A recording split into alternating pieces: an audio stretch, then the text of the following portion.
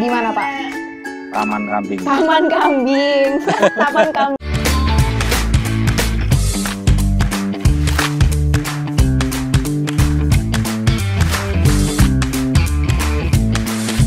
Siapapun bisa panen. Orang Indonesia sangat suka sekali mengkonsumsi olahan daging kambing. Nggak cuma daging aja, bahkan susunya juga diminati banget. Kalau dulu berpikir berternak kambing adalah celah bisnis yang menjanjikan, di video kali ini Fitri akan semakin meyakinkan dulur tentang potensi usaha berternak kambing. Jadi, subscribe dulu channel YouTube satu ini karena setiap hari Sabtu akan ada video baru tentang dunia agrobisnis. Melalui konten seperti ini, siapapun bisa panen.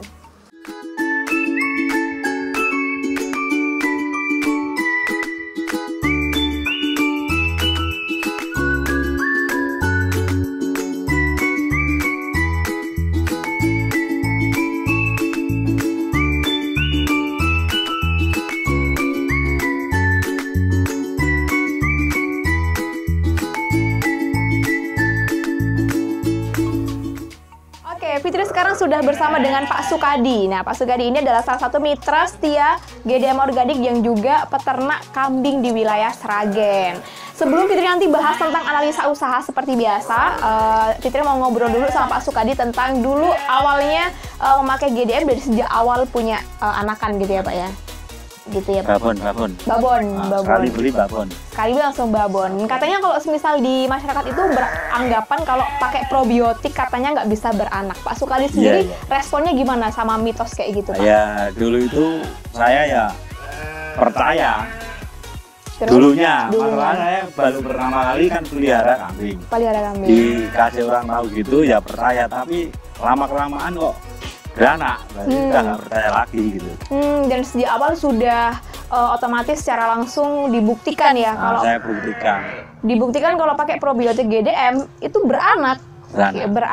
Justru bisa dilihat dulu di belakang Fitri ini hasil dari peliharaan Pak Sukadi yang pakai probiotik GDM. Sudah berapa kali ini Pak beranak ini Pak? 3 kali beranak. 3 kali beranak ya? 3 kali beranak. Yang peranakan pertama udah beranak lagi. Beranak lagi, oke. Oke, kalau gitu langsung aja Fitri langsung bicara analisa usaha dengan Pak Sukadi ini ya. Istimewanya kalau di Pak Sukadi ini biaya pengeluarannya ini lebih hemat karena yang pertama Pak Sukadi pakai pakannya fermentasi ya Pak? Fermentasi. Itu pakai pakannya komposisinya apa aja kalau Pak Sukadi? Nah dulur, di depan Fitri ini sudah ada bahan-bahan yang biasanya digunakan oleh Pak Sukadi untuk membuat pakan fermentasi. Ada damen dulur ya, yang tadi sudah disebutkan, damen ini. Damen kering. Kemudian ada hijau-hijauan yang sudah dikeringkan juga, dan ada janggel jagung yang juga sudah difermentasi dengan probiotik GDM. Bisa dilihat kan Pak Sukadi ya? Ini. Capkan.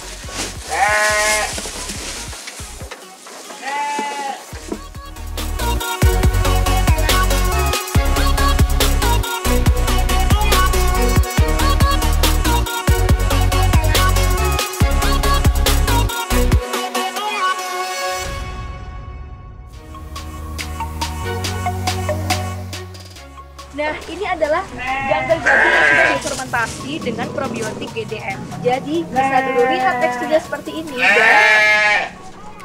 Nah, ini kalau misal tidak berbau busuk, artinya fermentasinya dikatakan berhasil. Dan kalau di musim kemarau seperti ini, untung sekali ya Pak ya, karena tidak usah pusing-pusing nyari hijauan. Betul ya Pak ya. Dan juga ini mengurangi biaya konsentrat dulu. Pak Sukadi pakai konsentrat nggak? Nggak pernah. Nggak pernah. Kenapa? Masalahnya mahal. Mahal ya, daripada mahal-mahal. Cari yang irit-irit, tapi manfaatnya lebih bermanfaat daripada yang mahal. Betul. Maka Kan dari gitu. Maka dari itu probiotik GDM memang banyak sekali manfaat yang bisa dirasakan Pak Sukadi ya. Jadi sudah nggak perlu lagi pakai konsentrat, betul ya Pak ya? Ya. Selama 2 tahun belum ada yang sakit. 2 tahun belum ada yang sakit dulur ya. Dan ini juga Fitri berasa nggak di kandang kambing ya Pak, karena nggak ada baunya sama sekali.